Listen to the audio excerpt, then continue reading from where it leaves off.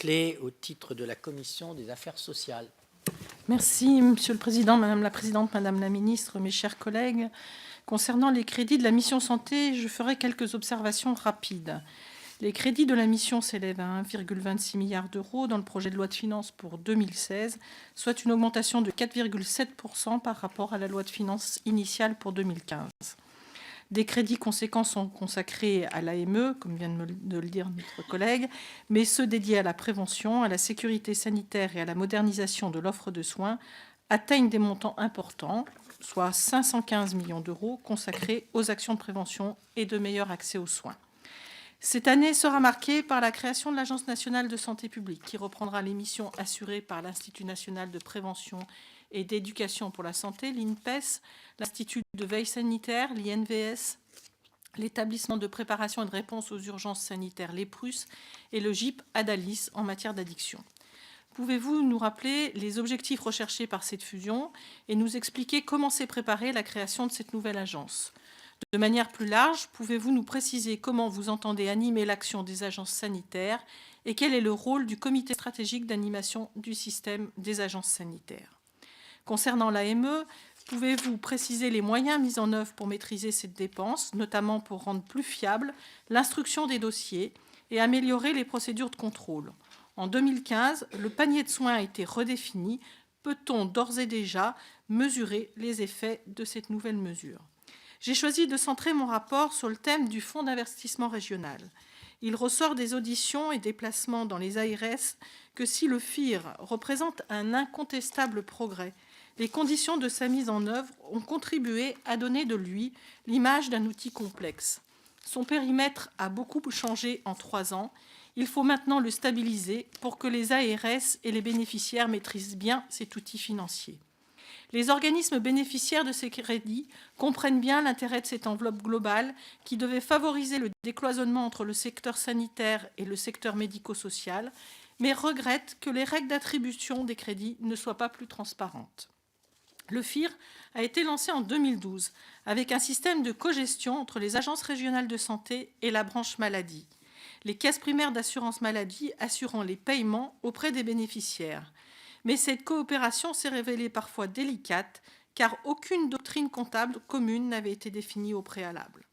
La réforme décidée en 2015 et qui sera effective en 2016 de transférer aux ARS l'essentiel de la gestion du FIR et qui fera désormais l'objet d'un budget annexe pour chaque ARS doit être saluée comme une décision opportune. Elle permettra de simplifier les méthodes de gestion et de gérer des projets qui s'étalent sur plusieurs exercices budgétaires. J'ai été frappée par la mobilisation des équipes des ARS qui attendent beaucoup de la réforme comptable du FIR. Ce doit être pour les ARS une occasion d'augmenter leur marge de manœuvre et de pouvoir réellement agir sur les priorités régionales sanitaires.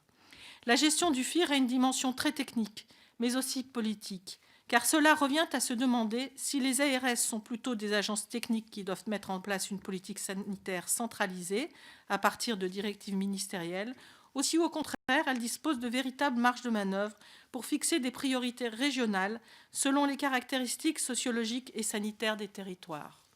J'aimerais vous demander comment pourrait être accélérée la procédure d'attribution des crédits aux différentes ARS une fois l'ONDAM voté. Cette année, il a fallu attendre fin avril pour que les ARS puissent connaître leur dotation, ce qui, vous en conviendrez, est tardif pour ensuite procéder aux appels à projets qui permettront de sélectionner les projets innovants. Je voudrais aussi savoir si vous avez l'intention d'inclure dans le FIR certaines missions d'intérêt général pour favoriser la cohérence des financements, comme par exemple la MIG sur équipe de cancérologie pédiatrique, la MIG 104, alors que d'autres MIG concernant le cancer sont déjà intégrées dans le FIR. On peut aussi citer la MIG Q02 relatif au SMUR, qui pourrait compléter le FIR qui finance déjà la permanence des soins et les carences ambulancières. Enfin, pourrait-on évoluer vers un FIR pluriannuel, ce qui permettrait de sécuriser le financement de projets qui mettent plusieurs années à monter en charge, mais cette programmation semble difficile dans le cadre d'un ONDAM voté annuellement. Le FIR parvient à financer des dispositifs innovants et il faut s'en féliciter. Ces crédits permettent aussi de trouver des solutions expérimentales pour pallier aux déserts médicaux, alors que les dispositifs classiques ne sont pas adaptés. En conclusion, je voudrais souligner que le FIR est un outil de qualité et que sa gestion directe par les ARS sera un grand progrès. Une question reste cependant posée. Que faire quand les territoires sont trop défavorisés ou trop faiblement peuplés pour être en mesure de mobiliser des énergies porteuses de projets? Comment s'assurer que les moyens du FIR contribuent plutôt à harmoniser les conditions de l'accès aux soins plutôt que de favoriser les territoires les plus dynamiques? Il n'y a pas de réponse simple à cette question. C'est un véritable enjeu pour les futurs ARS qui connaissent dans les mois qui viennent d'autres évolutions majeures, comme par exemple leur regroupement en grande région. Je vous remercie, Madame la Ministre, des réponses que vous voudrez bien nous apporter dans le cadre de ce débat. Merci, Madame Laclais. Madame la Ministre. Merci.